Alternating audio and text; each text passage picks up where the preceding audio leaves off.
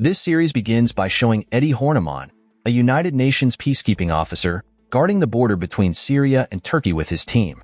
During the inspection of all incoming vehicles, his father's lawyer, Ahmed Iqbal, comes to meet Eddie to inform him that Eddie's father is in critical condition. After that, with the approval from Eddie's superior, which Ahmed had obtained, Eddie agrees to return to his hometown and leave his military career. Sometime later, Eddie arrives at his luxurious home, as his family is among the highest-ranking nobility respected in England. Eddie's return is greeted by his older brother, Freddie Horniman, his younger sister, Charlie Horniman, and Sabrina Horniman, who is Eddie's mother. After that, Eddie hurries to see his father, Archibald Horniman, the 12th Duke of Halstead, who is now bedridden due to his illness. On his bed, Archibald advises Eddie not to divide the inherited land and to protect Freddie from people who might try to take advantage of their family. Shortly after giving his final instructions, Archibald passes away, and at the funeral of the Duke, a woman named Susie Glass is seen attending, although Susie keeps her distance from the Horniman family. After the funeral, Charlie expresses her concern to Eddie about their older brother possibly selling the family's inherited land. At the next opportunity, all the members of the Horniman family gather to listen to Archibald's will, which will be read by Ahmed. In the will, Geoffrey Seacombe, who has been the head of security for the Horniman family, is mentioned to continue holding the same position as long as Geoffrey desires. Meanwhile, Sabrina will receive an annual living allowance, and Charlie will receive a certain allowance on the condition that she uses it to travel the world and learn various things. Charlie will also receive a trust fund allowance every week until she gets married. As for all the assets, including land and farms, Archibald bequeaths them to Eddie without giving Freddie any share. Upon hearing this, Freddie, as the eldest son in the family, appears upset with the will, as does his wife, Tammy, who is also disappointed with Archibald's decision. After the reading of the will is completed, Freddie informs Eddie that he is in debt to the amount of £4 million to Tommy Dixon due to his business failure. Apparently, Freddie had become a drug addict and was placed in a rehabilitation center where he eventually met Tommy, a gangster and drug dealer from Liverpool. Because of his business failure, Freddie fell into debt and even had to pay double to Tommy after repeatedly delaying payment, which led to him being locked in a freezer by Tommy and his older brother. Gospel.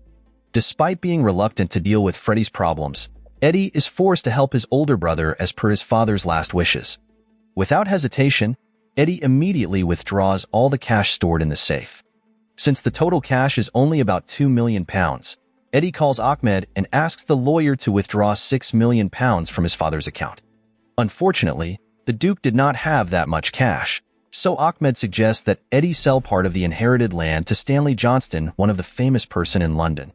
Feeling pressured by Freddie's situation, Eddie asks Ahmed to schedule a meeting with Stanley, who is known to be interested in buying the Horniman family land. Sometime later, Eddie is also introduced to Susie, who has been his father's business partner in the ranch. During the meeting, Susie informs him that his father's ranch business generates £5 million a year. Upon hearing this, Eddie is surprised and curious about how a dairy farming business could generate such a large amount of money. To provide an answer, Susie then takes Eddie to the basement of the ranch, where Susie has been collaborating with Archibald for the past 3 years to use the space for processing marijuana. Susie explains that she will share some of the profits from her business as a token of gratitude since Archibald had provided the space. Eddie then reveals that he might have to sell the ranch land to pay off his older brother's debt, which could threaten Susie's business. When Eddie meets with Ahmed to discuss the sale of the ranch, the lawyer advises against selling it, leading Eddie to reconsider his decision. Eddie then quickly contacts Susie to share the good news.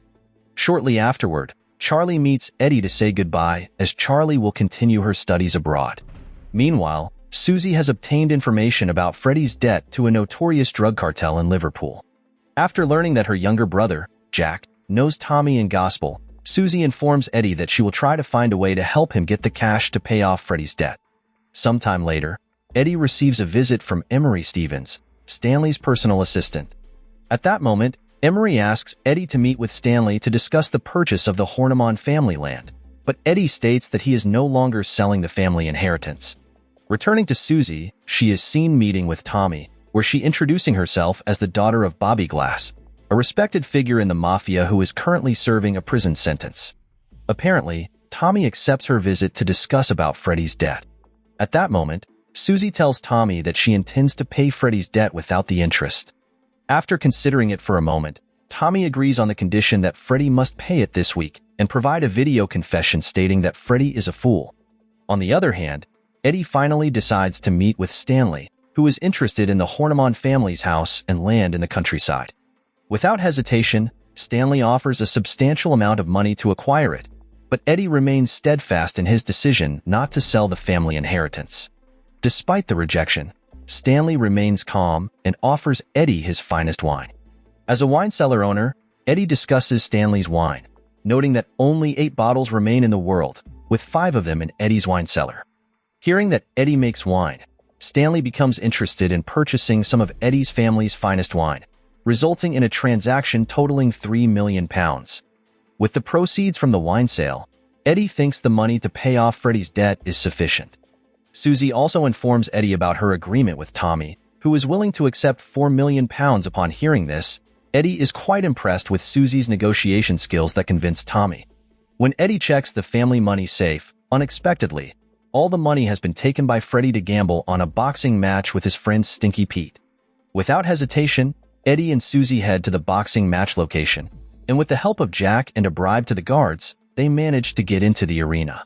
Eddie then approaches Pete to reclaim Freddy's money, but Pete refuses, claiming the money has been handed over to the bookie. Frustrated, Eddie returns to his seat where Jack informs him that Pete lied and all of Freddy's money is still with him. Upon hearing this, Eddie goes back to confront Pete and is about to hit him, but Susie tries to calm him down. At the same time, the boxer Freddy bet on loses, so the money is considered completely Pete's. The next morning, Susie takes Eddie to Pete's house because her henchmen have beaten up the fraudster, allowing Eddie to retrieve his money. Upon returning home, Eddie demands that Freddy accept the condition of dancing in a chicken costume as Tommy requested so they can settle Freddy's debt. With no other choice, Freddy reluctantly agrees to the terms. On another day, Susie brings Tommy and his henchman named Jethro to the Horniman family home. While Jethro counts the money given by Eddie while listening to music through his headphones, Tommy forces Freddy to wear the chicken costume provided and dance in front of him. At that moment, Freddy unwillingly complies with Tommy's request, but unfortunately, Tommy expresses dissatisfaction and demands that Freddy dance harder, which humiliating him further. Infuriated by the humiliation, Freddy secretly retrieves his gun and shoots Tommy, immediately killing him. Not long after, Jethro, who had just finished his task, was shocked to see Tommy dead and covered in blood. At that moment, Susie intended to eliminate Jethro to cover up Tommy's murder, but Eddie disagreed with her idea. Shortly after, while Eddie was busy figuring out how to cover up Tommy's death, Jethro took the opportunity to escape from the mansion and ran into the forest. Eddie, Freddy, and Jeffrey quickly chased after Jethro until they managed to corner him. At that moment, Freddy seemed intent on killing Jethro, but Eddie stopped him. Meanwhile, Jethro secretly sent a message to Gospel about Tommy's death. When Eddie found out, he intended to read the message Jethro sent, but Freddy snatched the phone and threw it into the lake, declaring he was ready to face Tommy's gangster brother. At the same time, Gospel began to worry about Tommy's whereabouts until he suddenly received a message from Jethro. A while later, Jethro was imprisoned at the marijuana factory, and Susie immediately ordered her henchman named Jimmy to guard Jethro. Back at Eddie's house, he sent home all his mansion staff to discuss plans to conceal Tommy's death. Susie then pointed out that Tommy's death could become a major problem because she knew how dangerous Gospel could be, as he hiding behind a religious facade but mercilessly eliminating his enemies. To dispose of Tommy's body, Susie contacted her acquaintance named Felix, a specialist in erasing traces of murder. Upon arriving at Eddie's house, Felix and his team, dressed in special suits, began their work of dismembering Tommy's body and burying it in the forest with specific chemicals to help decomposition. After listening to Felix's explanation, Eddie came up with another idea to frame Jethro as Tommy's killer, suggesting a story that Jethro tried to steal Tommy's money and escape on a container ship to Australia with £2 million. Once Susie agreed with his idea, Eddie went to confront Freddy and slapped him out of frustration for causing new problems. Still angry, Eddie ordered Freddy to dance in the chicken costume again to make a video for their plan to frame Jethro. On the other hand, Stanley instructed his trusted henchman to invite Eddie to a party that he was hosting. When the invitation was given to Sabrina, she intended to give it to Eddie, but she was shocked to find her eldest son dancing in a chicken costume. Seeing Susie present as well, Sabrina invited her to join for tea with her two sons. During the tea, Sabrina asked about Stanley since she only knew Susie as her late husband's business partner in trading antiques. In the middle of the conversation, Gospel suddenly called Freddie's phone, prompting Eddie to quickly take Freddie to another room to answer the call. When Gospel asked about Tommy's whereabouts, Eddie admitted that Tommy had indeed come to his house, but after their business was done, Tommy had left. To find out what really happened, Gospel decided to come to Eddie's house the next day. When Gospel arrived at Eddie's house, the gangster brought his henchman and showed the strange final message from Jethro that was difficult to interpret. Calmly, Eddie lied, claiming he had seen Tommy arguing with Jethro over the money that Freddie had paid. Gospel seemed to believe Eddie's story and, feeling that Tommy was indeed gone. After that, he invited Eddie and Freddie to join him in a brief prayer before finally leaving. Shortly after, Eddie, planning to send Jethro abroad, intended to go to Jethro's house to retrieve his passport. Upon arriving in Jethro's room, Eddie began searching for the passport documents until he realized that Jethro's friend had entered the house, listening to music through headphones. Not wanting any witnesses, Eddie was forced to kill Jethro's friend, although he got injured in the stomach during the struggle. Despite his injury, Eddie quickly left Jethro's house because he needed to attend Stanley's party where Susie was waiting for him. At the party, Susie expressed her curiosity about why Stanley was willing to offer double the price for the Horniman family's land, as if Stanley desperately wanted it. According to Susie, Stanley was a drug dealer making billions of pounds in each transaction, leading Susie to suspect that Stanley intended to use the Horniman land to expand his drug business. Without informing Susie about what had just happened to him, Eddie invited her to meet Stanley, who was with his mistress named Roseanne. Upon seeing her, Eddie seemed to know Roseanne well because they had a romantic relationship while in school. Roseanne was known to be a direct descendant of King Leopold I and was 11th in line for the Belgian throne. At the same time, Stanley tested Susie's knowledge of antiques after Susie claimed to be a businesswoman in that field. Calmly, Susie explained about Stanley's watch, which was a historical piece. While Stanley was busy conversing with Susie, Roseanne confided to Eddie that she didn't mind being Stanley's mistress as long as the tycoon took her on trips using his private jet or luxury yacht. Back to Susie, she guessed that Stanley's watch was worth more than 10 million pounds, which impressing Stanley with her knowledge. After placing his watch on the bar table, Stanley invited her to talk elsewhere, revealing that he knew Susie was Bobby's daughter, and he offered her a partnership. However, Susie declined the offer and went back to find Eddie. After searching in several places, Susie saw Eddie in a room with Roseanne, who was helping him bandage a gunshot wound on his abdomen. At that moment, Susie appeared jealous of their closeness and asked what had happened to him. Eddie explained what had transpired before he arrived at Stanley's party and mentioned that he had called Felix to set up the crime scene so that Gospel would conclude that one of his men had been killed by Jethro. On another day, Gospel found Tommy's body in a car with a rifle. To gather more information about his brother's killer, Gospel visited Eddie and Freddie again, bringing the rifle and showing them a recording of Freddie's chicken dance on Tommy's phone. Eddie tried to explain what Tommy was doing at his house, but then Gospel suddenly mentioned that the rifle found was Eddie's father's. But Eddie claimed that the rifle had gone missing and speculated that Jethro had secretly stolen it to kill Tommy. Gospel seemed to believe all of Eddie's reasonable explanations, so he finally left the Horniman family's house. A few moments later, Eddie took Freddie to the marijuana field in the basement of their family farm. At that moment, Freddie was quite shocked and never expected that his father had been involved in the drug business all this time. On another occasion, Jethro finally left the country by ship, while Eddie asked Susie to arrange a meeting with Bobby, who was known to be in prison. When he met Bobby, Eddie was surprised to find him living freely because, with Bobby's influence, he received special prison services with various facilities. During the meeting, Eddie asked Bobby and Susie to terminate the contract for the use of the Horniman family farmland with compensation that Eddie would provide. Unfortunately, Bobby seemed unwilling to respond to Eddie's request. Meanwhile, Jethro was on the ship with Felix, whom Eddie had ordered to accompany Tommy's henchmen. Switching to the underground factory managed by Susie, after the narcotic plants were dried, as usual, Jimmy was responsible for delivering all the products to the buyers. On that day's delivery, Jimmy stopped by a restaurant where he met a beautiful woman named Gabrielle. They got to know each other and chatted until Jimmy didn't realize that Gabrielle had secretly taken his car keys and given them to her accomplice. Jimmy also exchanged phone numbers with her until he finally realized that his car, which was carrying the narcotic products, was gone. After hearing about the disappearance of Jimmy and the narcotic shipment, Susie discussed the matter with Eddie. According to her, the package should have been received by their customers, a gang led by Tony Blair. Although Tony was known as a foolish man, when it came to business and money, Tony was sharp, so Susie did not want to cause any problems with him. Apparently, in her previous meeting with Tony, Susie agreed to compensate for the failed narcotics delivery by helping Tony steal a green Lamborghini from his business rival. Therefore, Susie specifically called Eddie to ask for help stealing the luxury car. Eddie agreed on the condition that Susie's illegal business must immediately move off the Horniman family's farmland. Sometime later, Susie introduced Eddie to Tony, who showed him the location of the luxury car that the gangster was targeting at a luxury car dealership owned by a woman named Mercy, where Tony informed them that all the keys to the luxury cars in the dealership were usually kept in Mercy's office.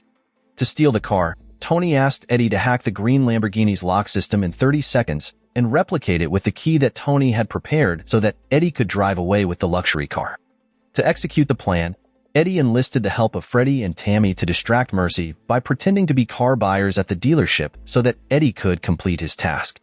Meanwhile, Jeffrey, who was inspecting the forest around the Horniman family estate, was shocked to discover Jimmy lying unconscious in the middle of the forest.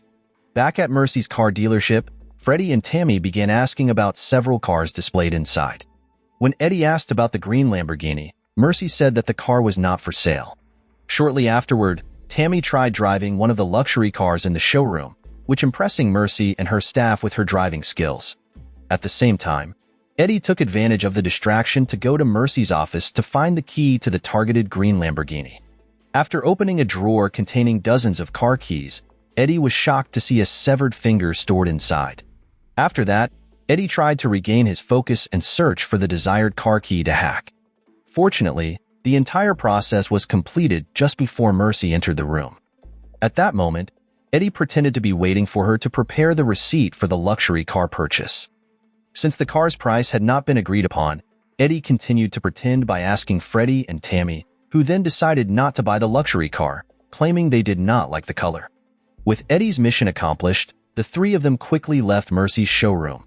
Meanwhile, at home, Jeffrey hands Jimmy, who has just regained consciousness, a glass of water to help clear the effects of the drugs Jimmy apparently consumed earlier. After Eddie and Susie arrive, Jimmy recounts how he lost the car that loaded with drugs at a restaurant. While Jimmy was trying to find a ride home, he accidentally got into a car with a group of addicts heading to the woods for a party. Unaware of the situation, Jimmy consumed the drugs, causing him to pass out until Jeffrey found him in the woods. After hearing the story, Susie suspects Gabriella to be part of the gang that stole Jimmy's car. Sometime later, Eddie chats with Susie in his office to discuss the mission he's undertaking. In his report, Eddie suspects Mercy is no ordinary woman as he found a severed finger in her drawer. Eddie even suspects Tony is hiding something related to the green Lamborghini he's eyeing. Despite the suspicious circumstances, Susie insists Eddie to continue with their plan to steal the luxury car. Meanwhile, Sabrina is seen meeting Jeffrey in the front yard, asking him to keep an eye on Eddie as she's worried her second son might get into serious trouble. Later that night, Eddie proceeds with the car theft plan alongside Freddie, who drops him off at the showroom. Upon arrival, Eddie instructs his brother to head home first, but Freddie doesn't seem to follow Eddie's orders and waits outside the showroom for his younger brother. Shortly after, Eddie begins his operation by triggering the alarm of one of the cars to divert Mercy's henchman's attention. While entering the showroom from the back door, Eddie accidentally stumbles upon a man being held captive by Mercy's group, forcing Eddie to take the man with him along with the green Lamborghini he intends to steal. Quickly, Eddie manages to escape with the luxury car, while Freddie ends up getting caught by Mercy's henchmen who were in pursuit of Eddie. During the journey, Eddie removes the hood of the man, revealing him to be one of Tony's henchmen and the owner of the severed finger found in Mercy's desk drawer. According to the man, Eddie shouldn't have stolen the car because inside the trunk, there are numerous drug packages worth millions of pounds apparently. Tony deliberately used Eddie and Susie to acquire these drug packages. Upon hearing this, Eddie feels enraged for being manipulated by Tony, while the man suddenly gets killed by a truck while attempting to escape from Eddie. Upon reaching their headquarters, Susie immediately helps Eddie clean up the blood splatter from Tony's deceased henchman. Meanwhile, Eddie is shocked to learn about Freddy's capture by Mercy's henchmen, leading Mercy to demand Eddie return the drug packages belonging to her. Without wasting time, Eddie and Susie head back to the showroom, even taking Tony with them. Upon discovering this, Mercy appears extremely angry, and she killed Tony in front of everyone. On the other hand, Jimmy contacts Gabrielle because he doesn't believe she stole his car. At that moment, Gabrielle simply smiles, and with her team, she proceeds to set Jimmy's car, along with the drug packages inside, on fire. On another occasion, Eddie discusses with Sabrina about Susie's illegal business conducted on their family's farm underground. At that moment, Eddie promises to eliminate the illegal business from their family's land. Several days later, a group of tourists tours one of the noble houses named Lord Bassington, only for the tour to turn chaotic when an elderly man known to be Bassington arrives, naked and firing shots indiscriminately. Meanwhile, Eddie and Susie revisit the plan to relocate Susie's illegal business from the Horniman family farm. At that moment, Susie is reluctant to discuss when she'll move. Instead, she's focusing on her plan to expand her business operations, much to Eddie's frustration. The next day, Eddie and Sabrina attended Bassington's funeral, also attended by Roseanne. After learning about the Bassington family's heir named Max, Eddie asked for Roseanne's help to introduce him to the late Bassington's son, who was a celebrity. In their meeting with Max, Eddie reveals his intention to move Susie's illegal business to Max's land. But he proposes a condition that Eddie helps him retrieve secret documents that could lead to a serious scandal from someone demanding a ransom of £500,000. At that moment, Max also asks Eddie not to look at the contents of the documents, claiming it's a secret of his father. After hearing all of Max's explanations, Eddie agrees to the conditions set by Max. Switching to Sabrina, she is seen bringing a cup of hot coffee for Jeffrey and asks him to help Eddie find an alternative place to relocate Susie's illegal family business to another noble estate. On the other hand, Jimmy meets Gabriella again in a park where he tells her about the narcotic plants he's cultivating. Back to Eddie, who meets Susie at her boxing arena. Eddie suggests to Susie to move to Max's land. After the meeting, Eddie goes to meet the blackmailer named Frank with the ransom money he desires, but Frank doesn't bring the secret documents and casually invites Eddie to a restaurant. Amidst Frank's seemingly trivial conversation, a gangster suddenly approaches their table to collect the money Eddie brought to pay Frank's debt. At that moment, Eddie refuses, and they end up fighting, while Frank seizes the opportunity to escape. When Eddie and the gangster stop fighting due to exhaustion, they begin talking until the gangster realizes that Eddie knows Susie, respected by many gangsters. Therefore, the gangster eventually gives Frank's address so Eddie can retrieve the secret documents. Shortly after, together with Susie, Eddie then goes to Frank's house to get Max's secret documents. Meanwhile, at the sheep auction, Sabrina meets one of her noble acquaintances to find out if he has a field of narcotic plants or not. At the same time, Jimmy takes Gabrielle to look at the fields of narcotic plants without Susie's knowledge. On the other hand, Eddie and Susie finally bring Frank and the secret documents before Max. Eddie then reveals that he has learned that the documents do not contain scandals about the late Bassington, but rather Max's secret, which is that he is a part of Nazi and an admirer of Adolf Hitler. Upon hearing this, Max invites Eddie and the others into his secret room to show his collection of artifacts related to his idol. Amid Max's explanation about the Nazis, Max and Susie suddenly point guns at each other, leading to a shootout between them. Eddie, Susie, and Frank manage to safely exit the secret room, while Max ends up dead after an explosion occurs in the secret room. Thus, Eddie's attempt to transfer Susie's illegal business to the Bassington family's land fails. Upon returning home, Eddie receives information from Sabrina, who claims to have found a new plot of land for Susie's illegal business on their neighbor's property, which spans 2,000 hectares. With this information, Eddie promptly meets with Susie about the news from Sabrina, and Susie appears to agree to explore the new location for her business. On another occasion, Susie visits Bobby in prison to discuss Eddie's plan to move their business from the Horniman family's land. However, Bobby regrets this decision, especially since he believes Eddie has the talent to run their illegal business together. But Bobby also warns that he won't hesitate to eliminate Eddie if he continues to pressure Susie to relocate the narcotic plantations elsewhere. With advice from her father, while playing golf with Eddie, Susie tries to persuade him to get to know her cartel organization by informing him about the distribution process of their narcotic products to Belgium through the port of Zeebrugge, with an annual value of £80 million. Unfortunately, their product shipments are often hindered by seizures by the Belgian federal police, forcing them to collaborate with Florian de Groot, a mafia boss who controls the port of Zeebrugge. At that moment, Groot seems to be causing trouble again, prompting Susie to order two of her henchmen, Keith and Blanket, to fetch Groot to meet her. After Groot arrives in England, Susie and Eddie invite the mafia boss to discuss matters at Susie's underground narcotics factory. Groot then demands Susie to pay him more because of the various officials he has to bribe. Eddie, who can sense Groot's suspicious behavior, believes that the mafia boss is deceiving Susie, so he advises her to reject Groot's demands. However, Susie says she will increase Groot's payment, although not as much as he desires. During the negotiations, the lights suddenly go out due to someone stealing the underground room's generator. Eddie and Blanket, aware of this, immediately chase after the thief, and with Jeffrey's help, they manage to stop the thief's car, which turns out to be a woman with her kids from the Gypsy Traveler group. During Eddie's interrogation, they are revealed to be the Ward family, forced to steal the generator because theirs was taken by someone else. After that, Eddie retrieves the generator and releases the thieves. When the underground room's lighting is restored, Susie announces that negotiations with Groot will be postponed for the time being, instructing her henchmen to return the mafia boss to Belgium. The next day, Eddie and Susie arrived at the Gypsy settlement to donate a generator. The community leader named J.P. Ward then mentioned that they were aware of an underground space being used for narcotics cultivation. That's why J.P. requested that his community be involved in the business if Susie and the others wanted the Gypsy group to keep quiet. Upon hearing this, Susie initially refused the offer, but Eddie intended to use JP's group to address the distribution issues to various European countries hindered at the port of Zeebrugge. With that agreement, Eddie allowed the Gypsy community to stay on his family's land for a few days. Shortly after, JP revealed his plan to smuggle narcotics into Europe by hiding them inside a statue of the Virgin Mary, so Susie wouldn't need to use the increasingly expensive services of Groot. During execution, JP's plan went smoothly until Freddy, who was aware of it, praised Eddie's idea and considered his younger brother to have the talent to become the boss of the narcotic cartel.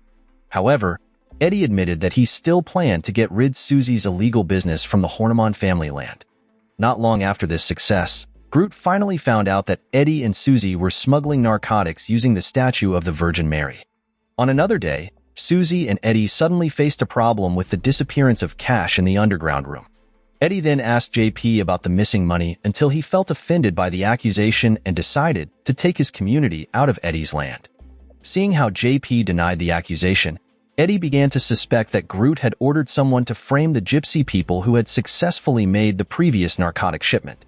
To prove their suspicions, Eddie and Susie met Groot, who was enjoying a meal at a restaurant that unknowingly poisoned. Eddie then informed Groot about the poison and agreed to provide the antidote if Groot revealed the person who assisted the mafia in stealing money in the underground room. Eventually, Groot wrote down the name of the accomplice, and Eddie provided the antidote he had brought. Shortly after, Eddie met JP to apologize, even though he had to endure a blow from him. On another occasion, Eddie then took Keith and Blanket to the forest where JP and some of his henchmen were waiting for them. Unexpectedly, Keith turned out to be the one who helped Groot steal the cash in the underground room, leading Eddie and Susie to suspect JP's community. Angered by being made the scapegoat, JP ended up fatally shooting Keith, and before his death, Keith informed Eddie about Susie's killing of Jethro, causing Eddie to start losing trust in her and suspecting she might do the same to him. On the other hand, Sabrina and Jeffrey reflect on their former affair, revealing that Jeffrey is the biological father of Eddie and Charlie. The next day, Eddie met Jeffrey to seek advice on the possibility of Susie killing him because he intended to expel her business from the Horniman family land. At that moment, Jeffrey suggested that Eddie should still fulfill his business agreement with Susie while being prepared for any eventuality. Shortly after, Susie appeared at the Horniman family home to discuss her business with Eddie. At that moment, Susie said she needed £15 million to be laundered by her contacts over several months to generate profit. Eddie then agreed to the business offered by Susie before they both decided to go watch Jack's boxing match. Upon arriving at the match location, Eddie was introduced to Jack's promoter named Henry Collins, as well as a man known as a money launderer named Chucky Kubra. In their conversation with Eddie and Susie, Chucky explained that it would take him about 4 to 5 months to launder £15 million. Upon hearing this, Eddie considered Chucky's required time too long, so he secretly intended to look for another money launderer. As they hadn't reached an agreement, the three of them intended to discuss the matter again on another day. Just as Chucky left to meet his girlfriend, Susie, seeing the surveillance camera, accidentally caught Jack, who had just finished fighting, being intimate with Chucky's girlfriend. Because of this issue, Jack and Chucky quarreled, leading the money launderer to refuse to cooperate with Susie. After that, Susie promised Eddie that she would try to persuade Chucky to handle their money again. Sometime later, Eddie was seen chatting with Henry, who claimed to be a former Special Forces soldier like him. At that moment, Henry, also aware of Eddie's problem of finding a money launderer, then informed him that he had better connections than Chucky. In addition to seeking Henry's help, Eddie also asked Roseanne for assistance in easily connecting him with Stanley. Although Roseanne warned Eddie about Stanley's cruel nature, Eddie said he didn't mind about it. On another day, Eddie met again with Henry and Rick, who would launder Eddie's money within 2 weeks. Rick then explained that he would launder the money through boxing bets, and with a small commission, Henry tried to convince Eddie that Rick was the right person to solve his problem. Hearing all these enticing offers, Eddie agreed to use Rick's services. Unfortunately, Susie suddenly met Eddie and informed him that Chucky had agreed to launder the money for 2 months without a commission, which ultimately persuaded Eddie to follow Susie's will. However, contrary to what Susie had said, when Eddie met Chucky, he claimed that he needed 5 months to complete the money laundering process for Eddie. This infuriated Eddie, prompting him to cancel his partnership with Chucky. Without Susie's knowledge, Eddie then handed his money to Henry so that Rick could immediately launder it. When Susie learned of Eddie's unilateral decision, she became angry, leading to tension between them, especially after they discussed moving Susie's illegal business from the Horniman family land, where Susie insisted on not relocating her business. After that, Susie attended Jack's boxing match, while Eddie was seen meeting with Stanley, asking for help in relocating Susie's family business to another location. Eddie also promised a fair reward if Stanley could accomplish this. After a lengthy discussion, they finally reached an agreement where Eddie asked Stanley not to harm Susie's family. Meanwhile, in the boxing arena, Jack had to fight against an Uzbek boxer, and at the same time, Susie received a call to meet Henry in his room. Upon arriving in Henry's room, the promoter surprised Susie when Henry said he wanted to take over her business. At that moment, Henry asked Susie to surrender it voluntarily, and if she refused, he would order the Uzbek boxer to beat up Jack. Susie tried to defend her business until she saw Jack badly beaten, forcing her to agree to Henry's demand to take control of her narcotics business. After the boxing match, Susie immediately took the unconscious Jack to the hospital. During the journey, Susie was determined to retaliate against Henry, who was known to have bribed the Uzbek boxer and the referee to defeat Jack. Since that night, Susie blames Eddie and considers him to have destroyed her business. Susie even refuses to reconnect with Eddie, so he tries to find information about Susie's house from Jimmy. After obtaining the address, Eddie surprises Susie with his arrival at her house. At that moment, Eddie apologizes and admits guilt for being manipulated by Henry, who sought Susie's weaknesses through him. Eddie then offers help for Susie to regain her business, but she refuses. Sometime later, Susie goes with Blanket to retaliate against Henry by killing the referee bribed by him. When Susie meets Bobby, who knows that his daughter has just committed murder, Bobby asks her to step back from the narcotics business and let his trusted people handle everything, including Henry. Upon hearing this, Susie appears frustrated with the decision, but she also struggles to refuse her father's orders. Meanwhile, Eddie is seen meeting Stephen, Stanley's personal assistant, and asking him to find a list of 12 nobles whose land is used as Susie's narcotics plantation. Eddie intends to use it to negotiate with Bobby so that his issues with Susie's family can be resolved peacefully. At home, Charlie suddenly returns heavily pregnant, but her arrival is still warmly welcomed by her family even though they do not know who the father of Charlie's baby is. When welcoming her younger sister's return, Eddie briefly asked Sabrina about the list of nobles whose land is used by Susie's family.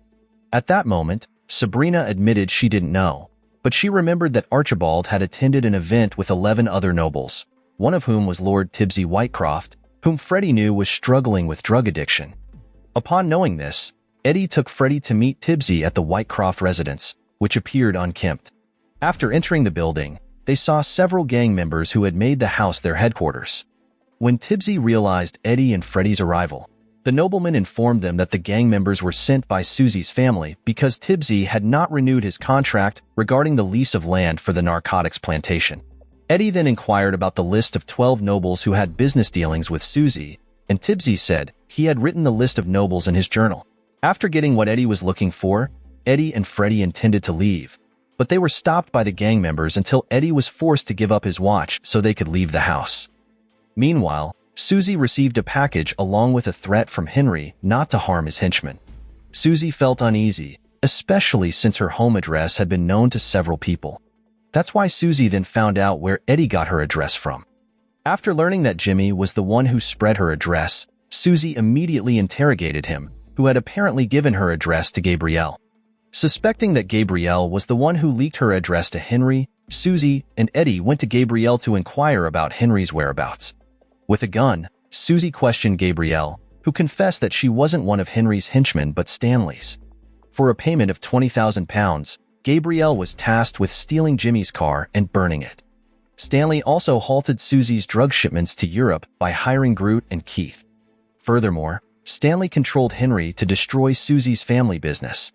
Feeling deceived by Stanley, Eddie decided to collaborate with Susie to retaliate against Stanley. The next day, when Eddie visited Bobby in prison, Susie and Blanket were at the hospital to visit Jack and prepare a plan. As Susie had predicted, that night, Henry and his henchmen entered Jack's empty hospital room. Seeing their target trapped, Susie and Blanket swiftly subdued them all until the helpless Henry revealed that Stanley was controlling Eddie.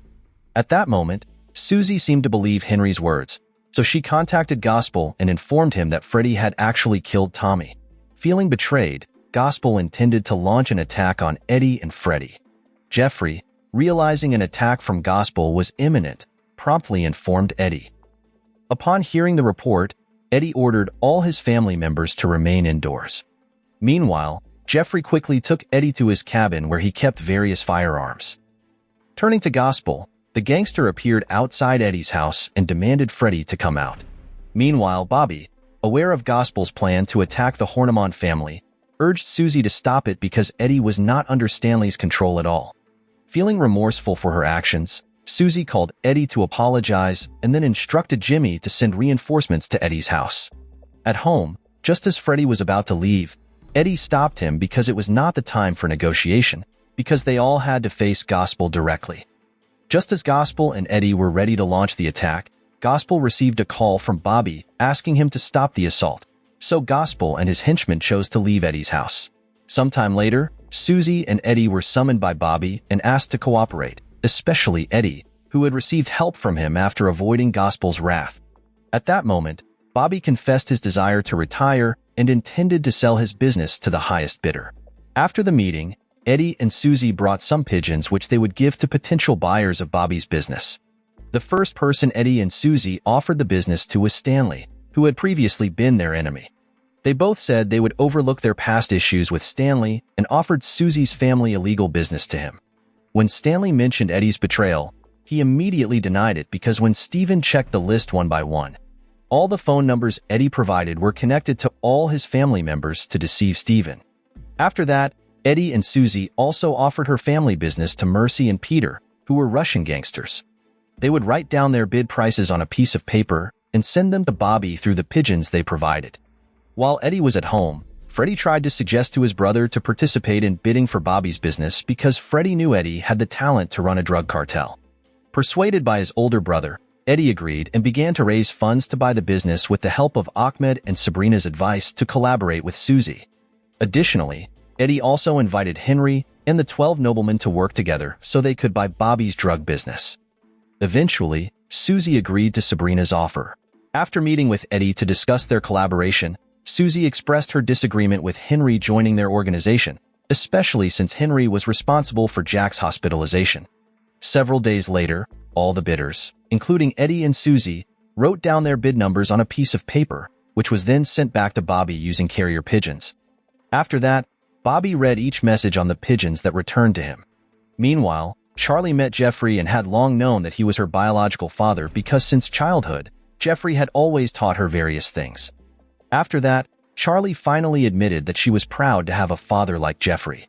Returning to Stanley, as he was the highest bidder for Bobby's business, Stanley instructed Steven to transfer the money to Bobby without realizing that it was all part of Bobby's and Eddie's plan to trap the nobleman into tax evasion. As a result, Stanley was arrested by the police for tax-related issues. For the other bidders, Eddie intentionally instigated them against each other, leading the gangsters to kill each other. Eddie also captured Henry when he handed over the money that Eddie had previously requested to by Bobby's business. Unexpectedly, Bobby didn't actually want to retire from his illegal business and wanted himself, Susie, and Eddie to work together to expand their drug cartel. The plan to sell the business was part of Bobby's and Eddie's scheme to eliminate all their business rivals. In the final scene, it is shown that Eddie killed Henry in front of Susie, while Stanley was sent to prison, now sharing a cell with Bobby. Moral lesson from the story: never trust a pigeon with your secrets, especially when they're carrying bids for a drug empire. And if a plan involves more carrier pigeons than actual people, maybe it's time to reconsider your career choices.